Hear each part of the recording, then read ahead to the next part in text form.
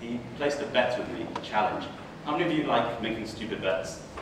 Well, you wouldn't be an Insead alum otherwise, right? But anyway, he dared me to enter a martial arts competition, and I said yes without thinking about it too much, which is a bit of a problem because I didn't really do any martial arts, so I had to kind of get around that. And so I thought about it a bit closely, and I was about to move to Japan at the time. And I thought, okay, maybe I'll take up judo. That sounds kind of cool. It'd be something fun to do. So I did. I did judo, and I trained a lot. I trained like 5 times a week, and really got into it, really enjoyed it. And then it kind of slowed down. You know, you get busy with your daily life, training 3 times a week, 2 times a week, once a month, etc. About 3 years ago, I had a pretty bad injury. And actually, while I was at Insead, it kind of flared up. I slipped a disc, and actually, it's nice to see so many familiar faces and friends who helped me through that time. It was all getting better, kind of graduated from Insead, it was going well, and then in March this year, it went really bad, and I had to have surgery. And, you know, slip disc isn't a very exciting story, so I like to tell people that I saved my children from a shark attack. So if anyone asks, can you just please stick with the story. Anyway, I digress. Not doing a lot of judo, from being very active to not active, can have a bit of a toll on your health. And you know, I really love food, and I wasn't doing a lot of activity, and I started to resemble the caricature on the picture. And so for the first time in my life, I started to think about what I was eating. And I went to see a nutritionist, and they told me to read nutritional labels. How many of you actually do this? How many of you read nutritional labels for everything you eat? How many of you did when you were at Insead? Yeah, I think so. Anyway, the fact is, right?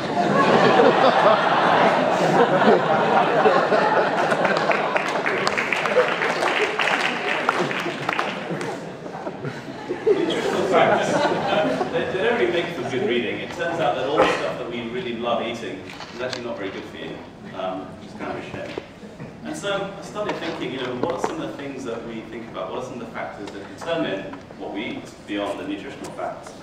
And it might have been the drugs I was taking after surgery, it might have been complete boredom, but I started thinking there's got to be a more inspirational way, a kind of more creative way of thinking about what do we eat and what determines those factors. And the first thing that came to me, and touched on it as well, is eating is an intensely emotional experience. We tend to remember the best meals we had based on who we were with at the time, where we were, what we were doing, what kind of stage of life we were at.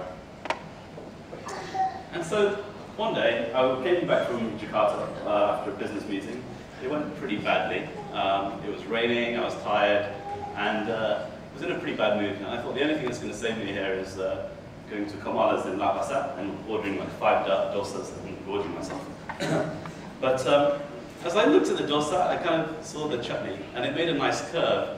And I thought, you know, there's a couple of functions here that are at play. And I realized it's been about a week since I last ate Indian food, and maybe that's the reason for my bad mood. So I started thinking about, you know, how can you use food and the visual form of food to determine some of these relationships? So a few weeks later, about to go to a concert. We're having dinner, we were in a bit of a rush. And we're trying to rush the waiter along. And he said, you know, just to take your time, this is worth waiting for, this pizza, it's good. And we're like, yeah, whatever, okay. But it actually came after 27.5 minutes, as the data shows. And it really was a good pizza. So, you know, there's some kind of function there between how good the pizza tastes and okay. Korean culture is getting very popular. Is there any Koreans here? I see Calvin. I think I saw Jason as well. A few other people.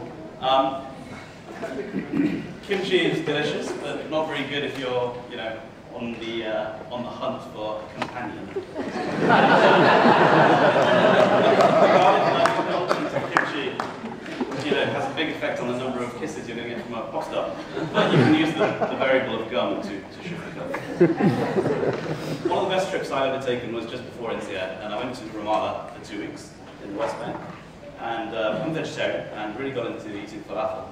And the reason I like falafel is due to the 4 dimensions that the picture shows. It's very healthy, it's tasty, it's very messy to eat, and it makes you smile, it makes you happy. I also spent some time in Japan, spent a couple of years there.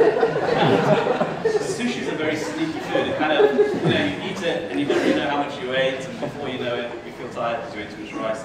And, you know, there's another relationship there around the desire to be a ninja and the roles missing. And any good meal should end with dessert, right? And this will, for any of you who spent time in Fonty, you'll be reminiscing about macaroons. But it turns out that if you spend a lot of money on macaroons, you need 2 seats on the plane. And no one wants me to go on the plane who needed 2 seats. So, you might be thinking, he's just showing a nice few pictures of food, but why? But what I wanted you to do is just pique your interest in the content without really getting into it too much, because there's not really enough time to talk about each of the stories behind it. And why is this important? Well, every day we go through interactions in our work, in our private life, where we're trying to convince people of something in a short space of time. We're trying to present some data or some information, or make them change in some way, or do something that we want to do. And so, this is a picture that I got sent a few weeks ago, and I really like it. It shows this process, right? You have the raw materials of data, the eggs and the flour. We bake it up into information, like a cake. We kind of put some sprinkles on it and make it nice to present. And then the most satisfying part is the consumption, when the knowledge has been given or taken.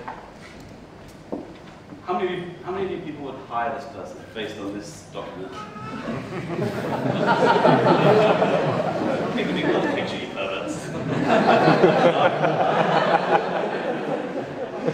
We don't know how good she is. If you actually spend a few minutes reading the resume, it's actually pretty good. But instantly we're turned off by the presentation of the data.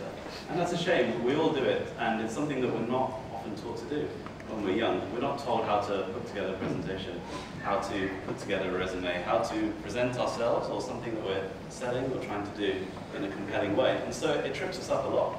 And so one of the stuff that I mentioned is called Campus. It helps young people write their resumes and prepares them to present themselves. Thanks for listening.